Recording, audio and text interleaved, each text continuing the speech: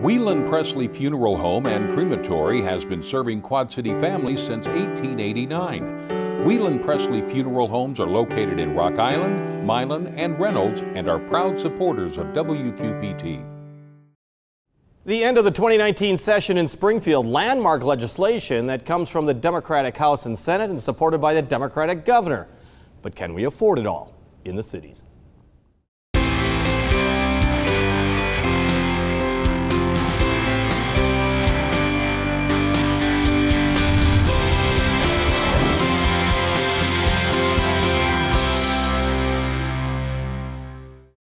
The Democratic supermajority in Springfield flexed its muscles this year. It comes after 4 years of fighting between a Democratic legislature and a Republican governor, and a contentious relationship between Democratic Governor Pat Quinn and Majority Leader Mike Madigan before that. What resulted was a much more liberal social agenda and a chance for Democratic ideas for taxing and spending to become law. One thing both sides of the political aisle can agree on: there is a lot to talk about. And joining us is Republican State Representative Tony McCombie, who serves the Eastern Quad City area, and to the north, like Savannah, and Democratic State Representative Mike Halpin, who serves the western part of the Quad Cities, much of Rock Island County as well. Thank you both for joining us. Thanks for having us.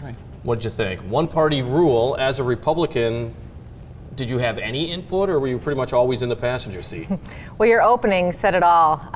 Tax, spend, a lot of flexing of muscles. Sorry, Mike. No, it was a very busy session, very fast, a big agenda. So it really not a lot of input. We just held on. Is there anything in particular from this session that you do like?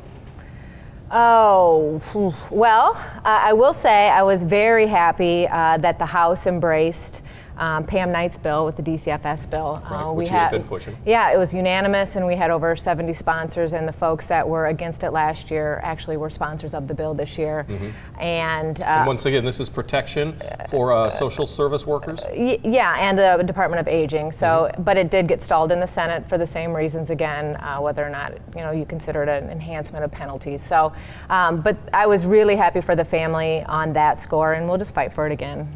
But that was a good thing for the House. Representative Halpin, this was a huge Democratic majority in the House, the Senate, the governor's mansion as well. Everybody in the Democratic Party seemed to be playing well together. This is truly a Democratic agenda. It is, although I would point out that much of the agenda you're referring to actually had bipartisan support. Even things like the legalization of adult use cannabis drew some Republican votes on both sides of the aisle. And I think I would have to disagree that there wasn't input given. If you look at the votes, there had to be buy-in from the Republican caucuses to support much of this agenda. Time and time again, and it doesn't even matter what state it is, it always seemed like the budget issues, the tax issues, are of course the 11th hour deals. They come to the lawmakers at the very last moment. One might say that they didn't get a chance to scrutinize the whole thing. That was almost business as usual in Illinois once again. Yeah, although I would disagree somewhat, because you spend the entire 5 months introducing your priorities as a legislator, what you want to be able to spend money on, what programs you think work. And over the course of the 5 months, all those bills go into the hopper. And then the process, at least in the House, I can't speak for the Senate, is that we have working groups along the 5 different areas of state government, and they work out those details. And we have to trust the folks that we appoint to be in those working groups, that they're going to come back to us and let us know what's in the bill. And then we also have the opportunity to read through as much of it as we can. And so that's what it's from the outside, it seems like everything is done more quickly than it actually is. And I was pretty confident that I knew ahead of time what was going to be included and what wasn't. I take it you would disagree with that, because you did not know necessarily what was all in there. Yeah, and on the recreational marijuana, we had 2 Republicans on the bill, and on the budget, we had a structured roll call, and there was 10 Republicans, and there was 20 Republicans on the vertical and horizontal bills. It was all structured, it was all negotiated the last day of session. There was some negotiations, there was some great business reforms, and there was some great things that were that cost some votes. So yeah, it's certainly negotiated, but there certainly was, he's right, we do have the working groups, and those folks, especially those representatives that took those votes, knew more about those working groups.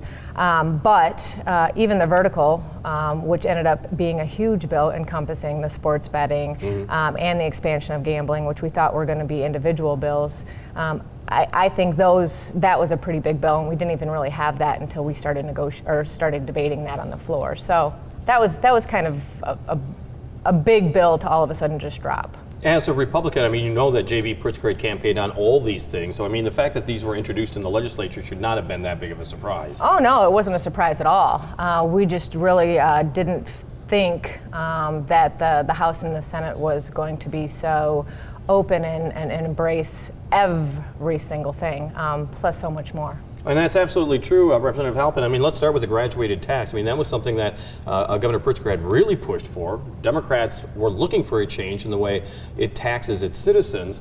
Of course, this doesn't mean it's going to occur. We're still waiting for a referendum vote in 2020. That's right. Yeah, we'll have an opportunity to make our voice heard. I obviously support the plan. I think we need to reverse a couple decades where the wealthy in this state aren't paying nearly as much as an effective rate as some people in our poorest communities. If you look at the overall burden, state and local taxes, the poorest 20% of people pay almost 15% of their income in state and local taxes, while the top 1% pay just over 7%. So we effectively have a graduated tax here in the state of Illinois, except it's upside down.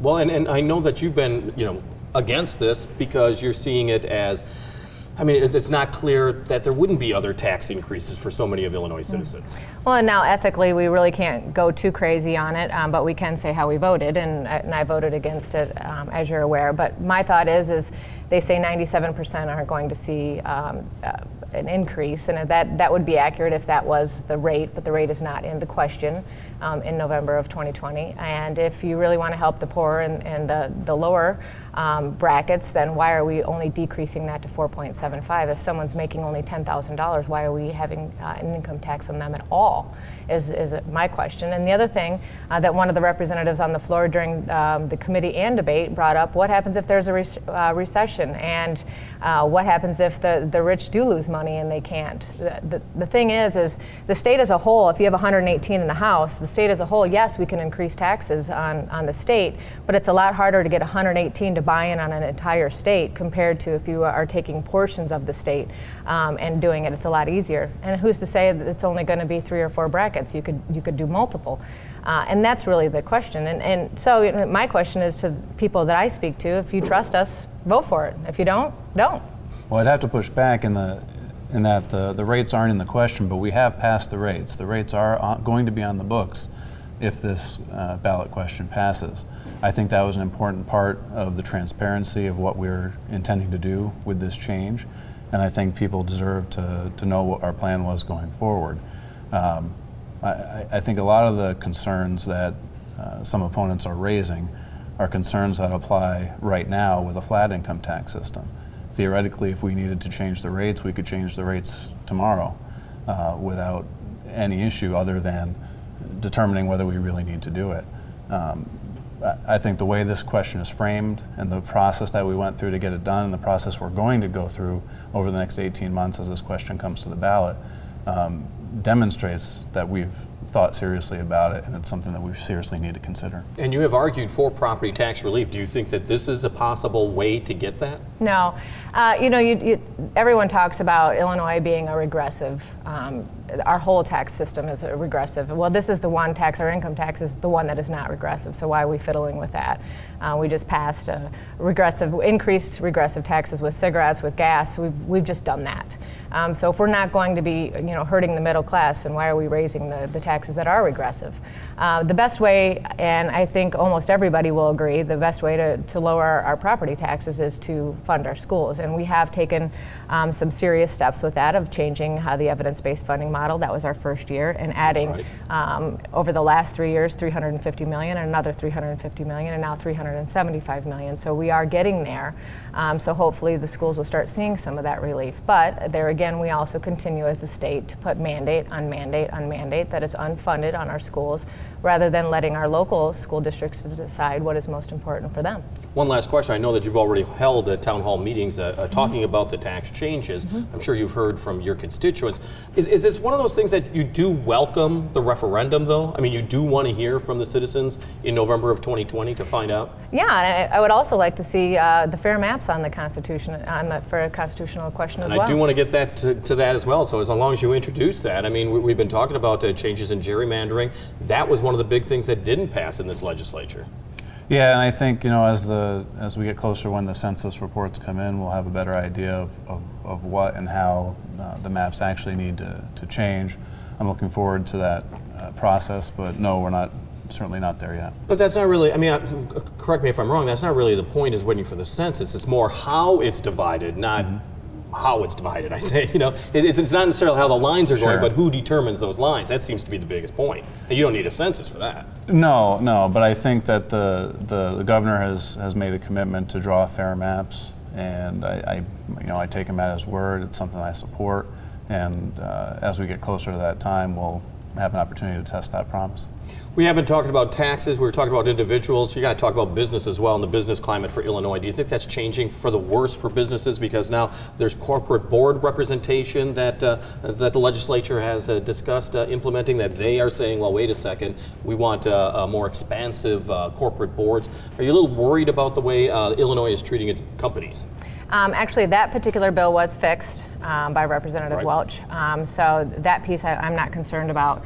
But no, I don't think we've been business friendly at all. We've seen an increase of the $15 an hour minimum wage. Not that I don't believe that an increase shouldn't have happened, because I do, but to make it $15 across the board certainly is not going to be appropriate for our region.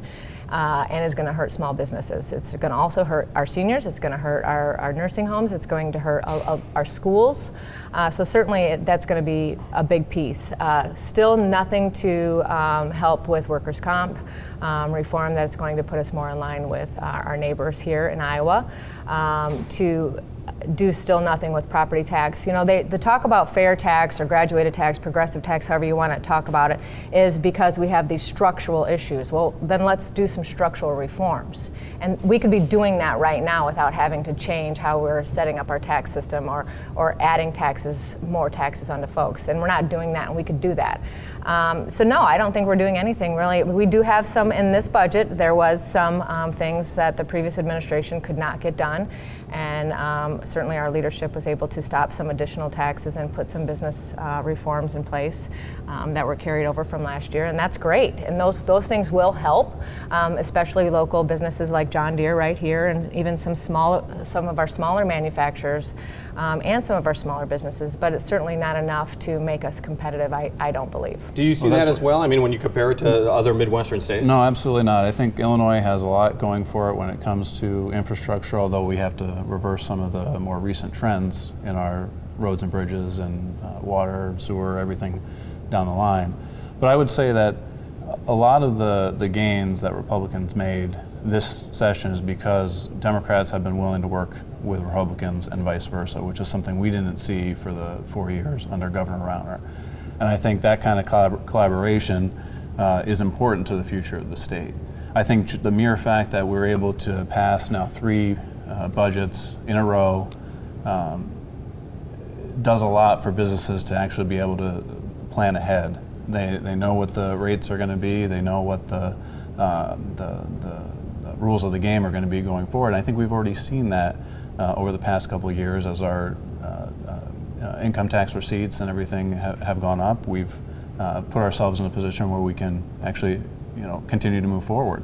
And we talk about workers' comp. The workers' comp does not add a penny to the actual state budget. And for, I think, 3 or 4 years in a row, the National Commission on Compensation Insurance has recommended that insurers lower their rates here in the state of Illinois, and they continue to refuse to do so. That's not an issue where the state needs further reform. We cut benefits for workers, for attorneys, for doctors. Everyone has taken a haircut except the insurance companies. And so if we need to address it, we tried to do it under Governor Rauner, and he wanted nothing to do with it. Look, you touched upon it. I'm sorry. You obviously want to have a. I told you I was spicy today. We are arguing today a little bit. All right. No, I strongly disagree, and I feel like even our first year, for our first budget, certainly was challenging. Last year, I felt the process for the budget was a lot better, especially with our budgeteers. I felt like we had more impact. This year, we were not brought in. Our budgeteer was brought in 2 days beforehand. So I strongly disagree that we were more a part of that. We were a part of the negotiations, and we point blank said we are not going to put one Republican on this budget unless you hear our reforms. And it literally was in the last hours. It was the last hours that happened, and I don't know if that's right or wrong. It doesn't seem very transparent, and it doesn't certainly seem very fair. The bottom line is we got them, and they're going to help. And I do believe having 3 budgets in a row is certainly helpful, and certainly does help with the stability. But you cannot have one party rule and have it be fair for the entire state. It just cannot. Not at this expanse. The problem is I don't have an issue if it's Dems in control or Republicans in control, but when you have this far of a spread, with us only having 44 Republicans in comparison to the Democrats, the conversations don't have to happen. They just don't, and in some cases they're not, and that's where really the problem is. And that doesn't happen. I mean, I'm lucky. I feel that we in the Quad Cities, I feel very open to Mike. We have very good conversations.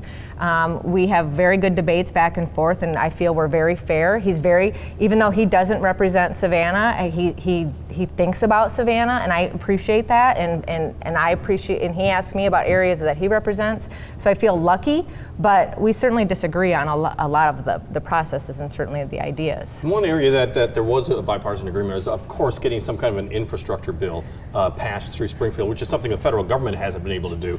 How critically important is that? I mean, for Savannah, for the Quad Cities, I know for Chicago as well, but the entire state, an infrastructure bill really can make a difference. Well, it's been years since there's been a capital, horizontal being roads and bridges, and vertical, and I voted against both of those, and that was tough. Talk about bullying, people wanting you to vote. Both our senator and Representative Halpin both voted for them, and so of course they want all of us on those. I certainly couldn't do that. One of the things for me with the gas tax, the biggest part of our budget would have been the rail, and I've been supportive of the rail the entire time, but for me to put a gas tax on the constituents and still have Route 64, Route 30, 78, and 2 still be a nightmare, my constituents would have been in an uproar. I feel that us having the additional with the sales tax, and I know that's going to be transferred over a period of time, and I know that that is going to be helpful as well, but I feel it's a double tax. The overall impact being about $96 or $100 per person, but it's just right now whether or not you trust your government and whether or not the definition of transportation is going to say the same. Right.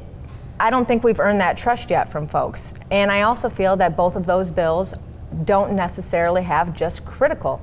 There's fluff there, and I don't think today we can afford fluff. So I don't think $45 billion is where we should be on an infrastructure plan. It is a massive bill. Yep. And I just want to be clear, I don't think I was doing any bullying. No, you weren't. He wasn't. I don't want to get the wrong No, message he there, wasn't. He was not. But the bills themselves are very important, and I disagree about how much fluff there may be. Of course you do. But I think the general understanding of the public is that our roads are suffering. Mm-hmm. I hear it every day. I've been on track trying to get Department of Transportation to take a serious look at Andalusia Road, which is I think an accident waiting to happen, and that's not going to get done unless we pass an infrastructure bill like this. Now, in a perfect world, we would be doing a yearly capital plan and not waiting once a decade to try to do something this large. And I hope that as we get back in the groove of passing budgets and being able to balance those budgets, that we're able to do this on an annual basis and not fall so far behind. We just have a few moments left, but I really want to get to the social issues because it's amazing how transformative they are for Illinois, whether it's abortion protection, legalization of recreational marijuana, or even an expansion of gambling in the state. This was an amazing session. Yeah, I think the adult use cannabis has it's going to have a good impact on this But area. this is something we didn't even see development. 4 years ago as being a No. possibility in Illinois. I mean, Well- the pendulum swing has been pretty quick. Yeah, and I remember myself being here talking to you, Jim, having not really talked to my constituents about it yet. You know, I had my own personal opinion, but the goal of being a representative is to find out what constituents want to see done. And over the course of this 2.5 years, there's been a groundswell of support here in the community for it, and so that's one of those issues I came around on. And I think on some of these other issues, it's been 4 years under a governor that wasn't really willing to engage on these issues, and elections can make a difference. Talk about the social issues, the abortion protection, the legalization of recreational marijuana. Like we were saying, 4 years ago, these things weren't expected to be passed. Yeah, and I was at an appointment earlier and we were talking about the medical and the recreational, and no matter where you are in the state, if you ask point blank whether or not to legalize it, it's yes or no, 50-50 I would say. But if you break it down, even in the most conservative, it's like 33 yes, 33 no, 33 unknown. It's really in the detail of the bills, and I don't really care what you do in your backyard or your home. I personally was against the structure of the bill, and I think unfortunately we're going to find ourselves in a position maybe 5 years, 10 years down the road that we're going to be in a kind of in a pickle. The medical marijuana, I feel that has been a program that has worked very well, and we also just passed a bill to make that permanent and expand some more ailments on that, and I think that is a great thing. As for the abortion bill, from my understanding, that got signed this morning, and I feel that the public really was misled, and I'm going to assume we're going to disagree, but maybe he won't even touch it. The representative selling it to the public was that it's going to codify current law, and that's not the case. If you're going to codify current law, you're not going to change definitions of viability. You're not going to change definitions of medical standards. You're not going to change definitions at all. And I understand how the other states are really polarizing this issue, and if it is reversed federally, we still have state rights, and this is Illinois. This bill was not about taking abortion away. It was legal before, so anybody voted no, it was still going to be legal. This is about whether or not expansion. And do I think doctors are doing late-term abortions? I would say the rule, absolutely not. But I also don't believe that a woman who has to, unfortunately, for her health or the baby's health at 30 weeks, I don't consider that an abortion. And I know by technical terms it is. That's not what we're talking about here. So unfortunately, I think it is an expansion. I also don't think it should be mandated for taxpayers to pay for choice. And I also don't think we as a state should have mandated private insurers to pay for it either. I do not believe that is fair. I have to leave that as the last word. Representative McCombie, Representative Halpin, thank you so much for joining us. And it was a big session, wasn't it? It indeed? was. Yes, thank you. Well, we are just getting the summer of 2019 started, a season that's already dominated by floodwaters along the Mississippi and Rock Rivers, but there's still plenty of things to do, of course. And here's Laura Adams, Out and About. This is Out and About for June 10th through 16th. Moline Memorial Park Cemetery will celebrate Flag Day the 14th with an evening of patriotic music performed by the Big River Brass Band starting at 6:30. Or celebrate RME's 15th anniversary on the 14th at River Music Experience. The block party begins at 5. Energetic, dance-worthy tunes are a part of Music on the Lawn at Dear Wyman House the 12th at 5. And it's time for the Geneseo Music Fest at Geneseo City Park the 14th beginning at 5 p.m. Plus, the Geneseo Kiwanis Doo-Dah Parade starts at the Geneseo Wells Fargo Bank at 5:30.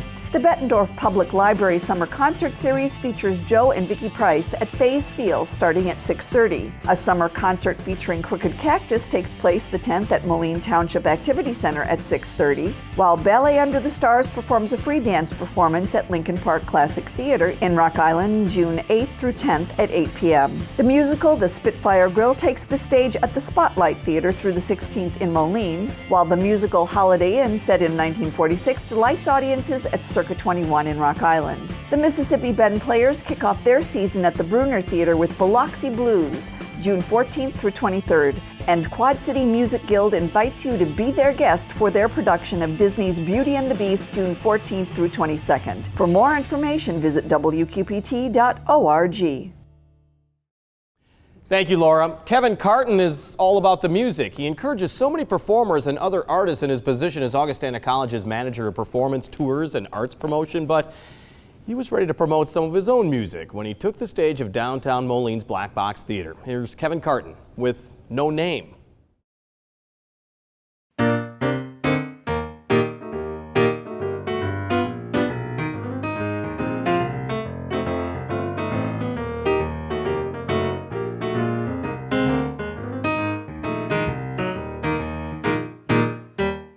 Had to excuse me with my slow brain. It lacks features, I blame it on my teachers. Your warm embrace, not face, suggest I know your name. How to say sweetly, I don't, it's gone completely. But it's not like I don't care. Perhaps you got some sun, maybe change your hair. No, please don't take offense to my lacking competence to recall names. I've never been good at names.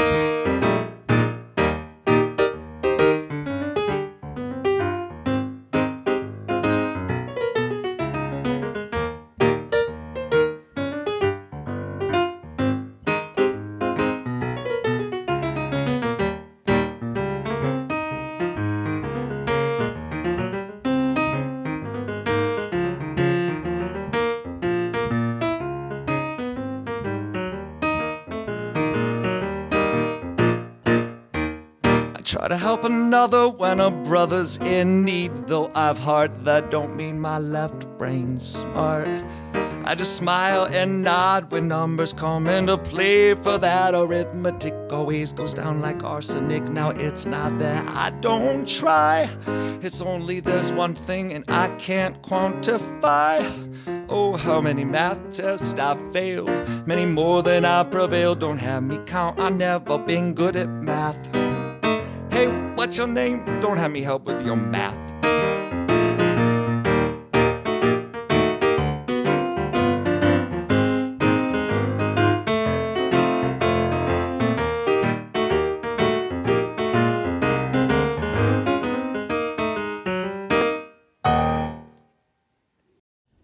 Kevin Carton and No Name.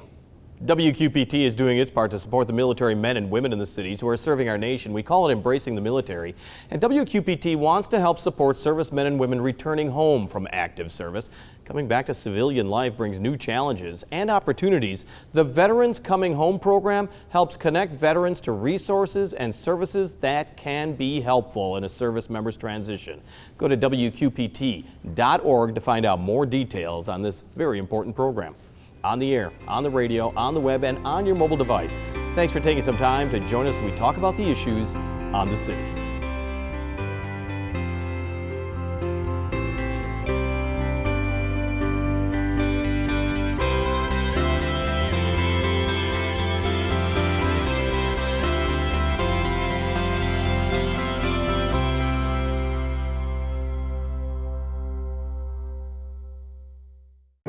Whelan Presley Funeral Home and Crematory has been serving Quad City families since 1889. Whelan Presley Funeral Homes are located in Rock Island, Milan, and Reynolds and are proud supporters of WQPT.